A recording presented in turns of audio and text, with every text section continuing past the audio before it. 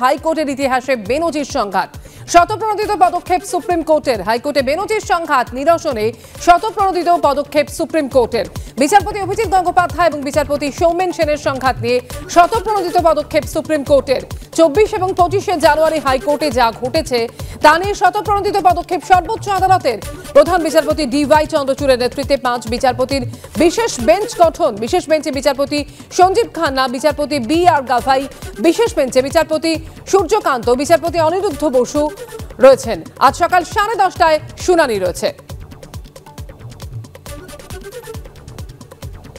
আজ সকাল 10:30টায় শুনানি রয়েছে। প্রধান বিচারপতি DY চন্দ্রচূড়ের নেতৃত্বে 5 বিচারপতির বিশেষ বেঞ্চ গঠন করে দেওয়া হলো। অর্থাৎ বিচারপতি অভিজিৎ গঙ্গোপাধ্যায় এবং বিচারপতি সৌমেন সেনের সংঘাত নিয়ে এবার শতপ্রণোদিত পদক্ষেপ নিল সুপ্রিম কোর্ট।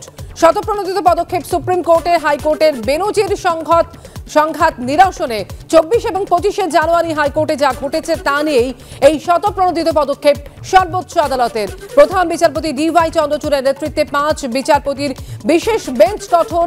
এই বিশেষ বেঞ্চে রয়েছেন বিচারপতি সঞ্জীব খান্না, রয়েছেন বিচারপতি BR গাভাই, রয়েছেন সূর্যকান্ত এবং বিচারপতি অনিরুদ্ধ বসু। আজ সকাল 10:30টায় শুনানি রয়েছে।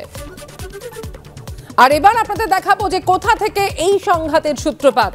রাজ্যের সরকারি মেডিকেল কলেজগুলিতে ভর্তির অনিয়ম সংক্রান্ত মামলা নিয়ে 2 বিচারপতির বেনজির সংঘাতের আবহে বৃহস্পতিবার বিচারপতি অভিজিৎ গঙ্গোপাধ্যায় তার নির্দেশনামায় বিস্ফোরক মন্তব্য করেন। তিনি লেখেন, বড়দিনের ছুটির আগে বিচারপতি অমৃতা সিনহাকে চেম্বারে ডেকেছিলেন বিচারপতি সৌমেন সেন। সেখানে তিনি তাকে বলেন, অভিষেক বন্দ্যোপাধ্যায়ের একটা রাজনৈতিক ভবিষ্যৎ আছে, তাকে বিরক্ত করা যাবে না। দ্বিতীয়ত, বিচারপতি অমৃতা সিনহার এজলাসের লাইভ স্ট্রিমিং বন্ধ করতে হবে। এবং তৃতীয়ত, অমৃতা সিনহার কাছে যে মামলা রয়েছে যার সঙ্গে অভিষেক বন্দ্যোপাধ্যায় যুক্ত তা খারিজ করে দিতে হবে। বিচারপতি সিনহা টেলিফোনে এটা আমাকে জানান। এরপর তিনি বিষয়টি প্রধান বিচারপতিকেও জানান। প্রধান বিচারপতি বিষয়টি সুপ্রিম কোর্টের নজরে আনেন। আর এই প্রেক্ষিতে নড়ে চড়ে বসেছে দেশের সর্বোচ্চ আদালত, যার শুনানি হতে চলেছে আজ সকাল 10:30টায়।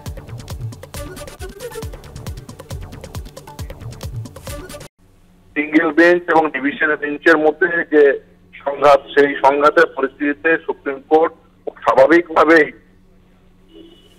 যার সুপারভিশনারি যে পাওয়ার সেটা এক্সারসাইজ করে 5 সদস্যের যে জাজ, যে চিফ জাস্টিস সহ justice Sanjiv Khanna, justice BR Gavai, justice Surya Kant এবং জাস্টিস অনিরুদ্ধ বসুর বেঞ্চ বসছে, বিশেষ বেঞ্চ। সেই বেঞ্চে আগামীকাল সকাল 10:30টায় নিশ্চিতভাবেই এই যে পরিস্থিতি, যে ক্রাইসিস তৈরি হয়েছে, কারণ বিচার ব্যবস্থার উপর মানুষের যে আস্থা, সেই আস্থা অটুট রাখার এই বিচার ব্যবস্থার এমন অবস্থায় দাঁড়িয়ে খুব স্বাভাবিকভাবেই বিষয়টিকে নজরে আনবেন এবং এই বিষয়টির উপরে আলোকপাত করে নির্দিষ্টভাবে সুনির্দিষ্ট মতামত এবং সুনির্দিষ্ট নির্দেশ দিয়ে এই বিচার ব্যবস্থার প্রতি মানুষের যে আস্থা, সেই আস্থা অটুট রাখবে বলে আমরা প্রত্যেক ভারতীয় নাগরিক সেই আশা রাখি এবং আশা করব যে এই গণতান্ত্রিক ব্যবস্থাপনার প্রতি মানুষের যে আস্থা সেটা অটুট রাখার জন্য সুপ্রিম কোর্ট এই যে পদক্ষেপ নিয়েছেন, সেই পদক্ষেপের ফলে এবং নির্দিষ্ট নির্দেশের ফলে মানুষের যে আস্থা, সেই আস্থা অটুট থাকবে।